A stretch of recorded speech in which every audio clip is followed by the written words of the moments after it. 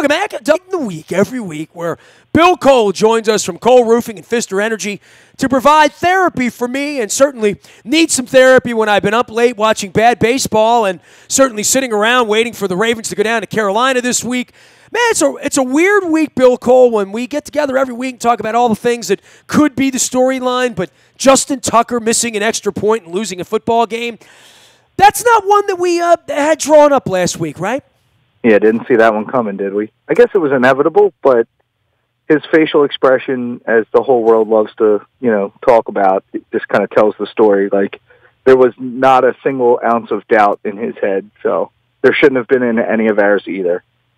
I have admitted that I didn't even watch it. I was down on my computer screen, tweeting about overtime, and I looked to the right because I was in the press box at that point. I sit up in the stands the first 3.5 quarters, and I looked to the right and I saw the sideline, in jubilation on the other side, and I'm like, and then I looked up at the television, and I'm like, you got to be kidding me! Like I can't believe what I just saw, and certainly the locker room reacted in that way. And look, man, the story then goes to all of us to go down there on Wednesday and ask, how does this change things and whatever. I'm not worried about Justin Tucker. He's the least of my worries. He'll kick a 42-yarder to beat Atlanta or something later in the year. Yeah, I mean, I worry for him, like, if we miss by one game or one game keeps us from having a home game. Like, this thing will come back up a month or two from now. I don't worry about his confidence.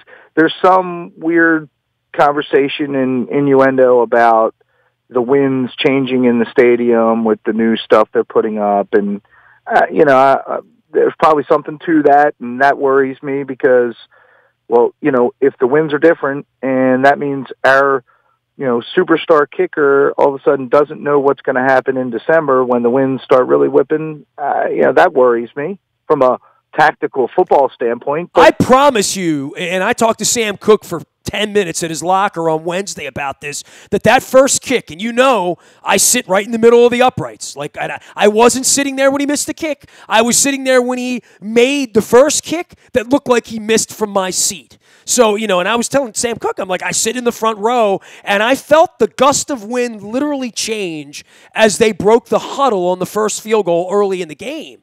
And that ball went right over the upright. It could have gone in either direction. I'm telling you, dude, the wind was brutal on Sunday and way more swirly than I have ever felt it in the first row of the upper deck where I have sat for 21 years now.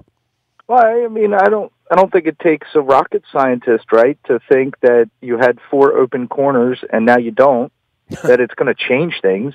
I'm a little less sympathetic to the idea that he can't get down there and practice enough to understand it. I realize that might mean, go down there on Tuesday or Wednesday, or hey, maybe we just don't even need him to go to Owings Mills. Why don't you just go ahead and practice all week long down there and get the win? Yeah, I don't know. Yeah, right. But I mean, the part of that is the other guys have to practice with the rest of the group. I mean, I hear you, but that does make a whole lot of sense, right? Like, you're not kicking field goals in an open field in Owings Mills on a pretty little pasture. You're gonna have to kick here in the same way that it was a huge. Remember, the Giants used to shut the door in the old Giant Stadium, and Parcells would get away with that back in the day, right? Sure. No, I mean, I think he's going to put the work in. That's when, some of those things about Tucker being different than your typical kicker is like, that guy works hard. He works at his craft. He couldn't be this successful if he didn't. He's a stand-up guy. Like, I don't know that I can confirm this, but I heard some story that, he asked to go see the press after the game. So, he's like, I'm just going to deal with this. Let's get ahead of this. So I don't lose much sleep over that one. I can't believe that it happened, but I guess it was bound to happen sooner or later, and, we'll just move past it, and hopefully that game won't matter, although in the NFL it seems like every game matters. So He is Bill Cole. He gets on roofs, and his company's been doing that for almost 100 years, only 99 years, but at some point next year, we'll all eat cake and celebrate. You can find him at Pfister Energy as well as at Cole Roofing, as well as our usually Thursday, community and charity chats that we have about good things going on in the community and good stories and ways to pitch in and ways to help as well. You can find them out at ColeRoofing.com. Bill, last thing on the Ravens, and you've hired a lot of people. We talk about hiring and business and hiring and firing and leadership. And Joe Flacco has been a lightning rod for lots of things around here, right? And I've always been in the pro-Joe camp because I like guys with integrity. I like guys that step up in front. I like regular guys. I like guys that when they get $100 million, they don't change an iota. And that's been Joe. And I've witnessed that from the beginning on the inside. And I don't see him even interact with other people in any sort of weird way. Joe's leadership this year more important than ever, and now having drafted his replacement, wink, wink, and all of that going on, and he's coming up on contract and money and has 5 kids, and his his record is right along with John Harbaugh's, is not having made the playoffs 4 out of 5, all that stuff, right? Coming back from the bad injury a few years ago. I like what I'm seeing from Joe, and John Eisenberg wrote about it this week, and I'm out there, and I'm a part of it, and I didn't even talk to Joe on Wednesday. I mean, I didn't even see Joe on Wednesday, to be honest. I was in the locker room. He was outside at the podium freezing. But this is where it's going to be a real benefit that I like a 33, 34, 35-year-old version of Joe Flacco, because the 23, 24, and 25-year-old version of him was pretty smart too. Yeah, there's not anything that I can really complain about. I mean, it's easy to complain, but like everything about the team, and that includes Joe, and that includes what has to be somewhat of an awkward scenario, where you're running another quarterback on the field and you've got this whole other sub package, and like, wait, don't you trust me to just do this, or why do we need to change? But being open-minded and seemingly taking one for the team there. So there is nothing about the team that gives me pause or concern. I think it's just the NFL, right? Like, everybody has professional players.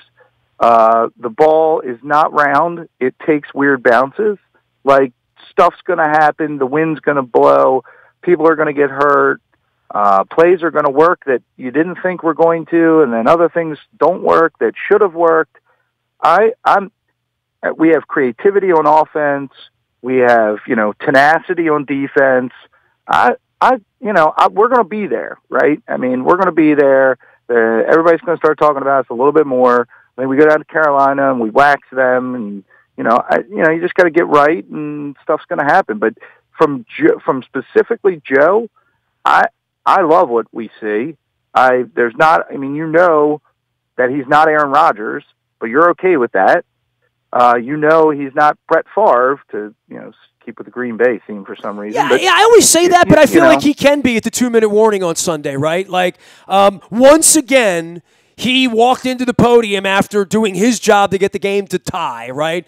And they lost, right? And the defense losing games after there were comebacks. So, he sort of hangs one way or another. The one thing that happens to him is he's never the corner getting beat. He's never the safety getting beat.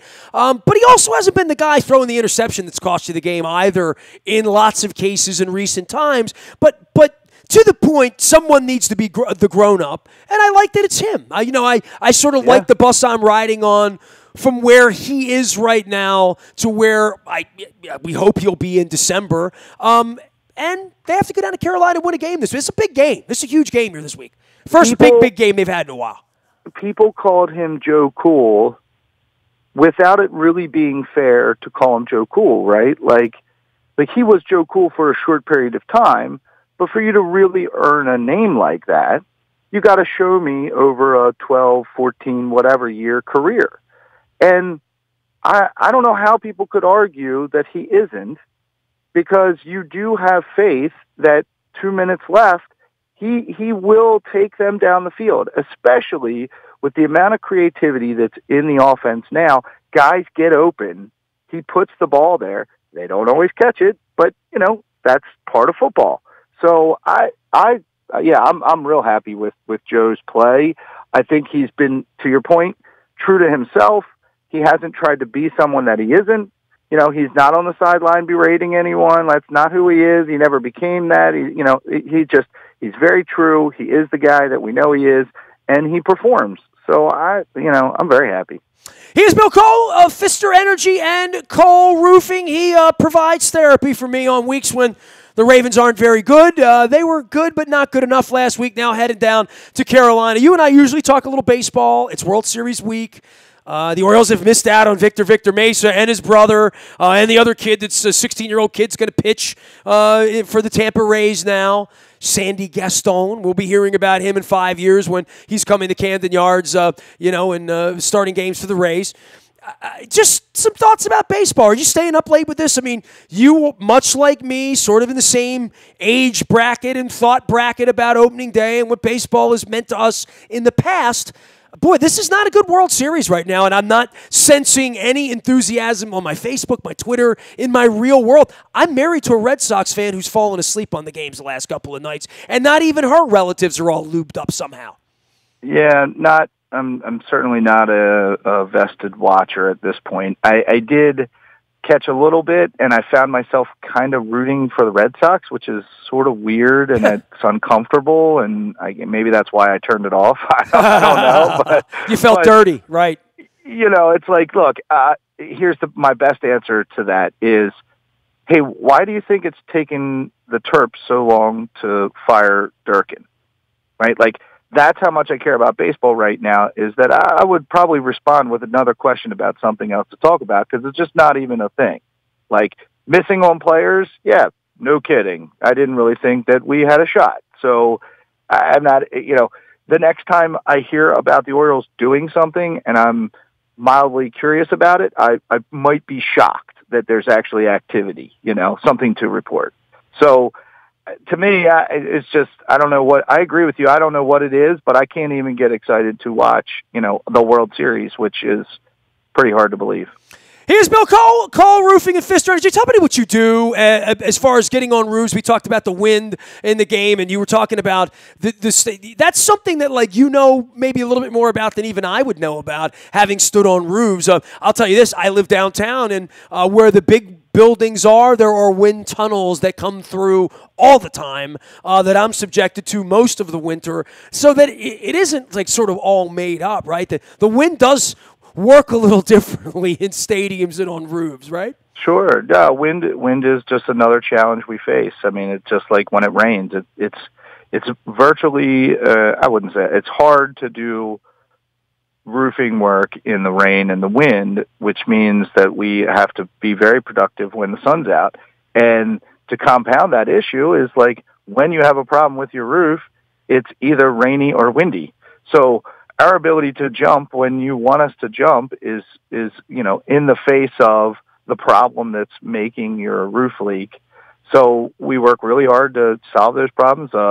Locally here, it's been raining, it rained for about 6 months, and it just stopped about 2 weeks ago. So we have short memories. We forgot that it rained all that time, but I can tell you there's a ton of pent-up demand, and lots of people have challenges. And thankfully, I think everybody's happy that the economy has been good for long enough that it gives people the confidence to invest in their facilities and fix their roofs and do the work or build new buildings and things like that. So times are good. I got a lot of good guys that just want to go to work and fix roofs every day. So, and that's everything from a repair, a leak call, all the way up to schools or new construction buildings, shopping centers, anything in between. So, all right, you got any predictions on the game this week at all? Or I have great trepidation because I think if they are a good team, they'll go win this week.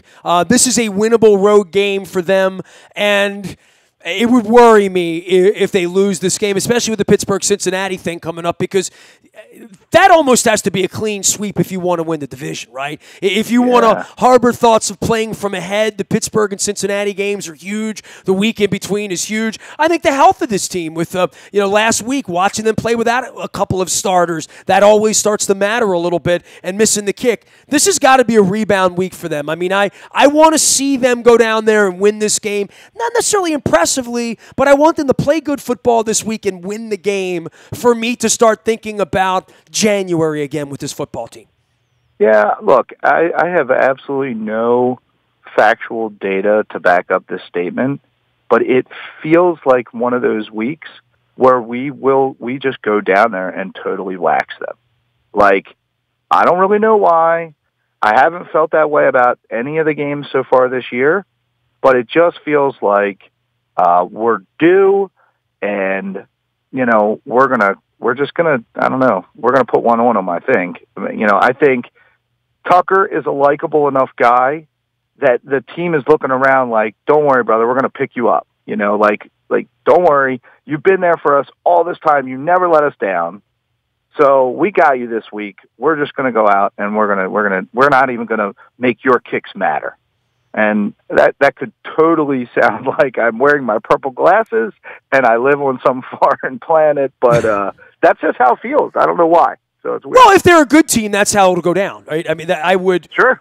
I hope wholly agree with you on that. If they're good, what you've just pointed out would be the way this would work.